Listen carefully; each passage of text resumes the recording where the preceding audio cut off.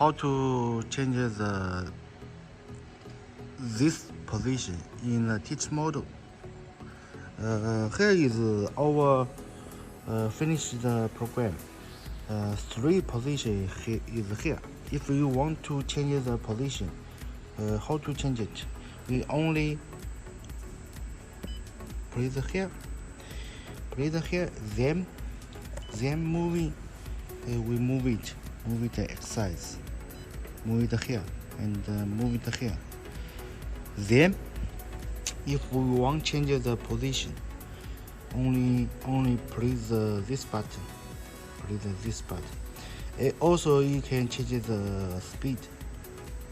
This position will change it. Press the OK. Press the OK. We can see the we move it here.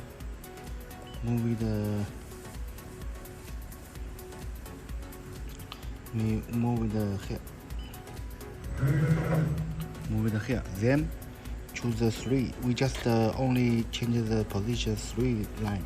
Okay, move it. Okay, he already changed it here, right?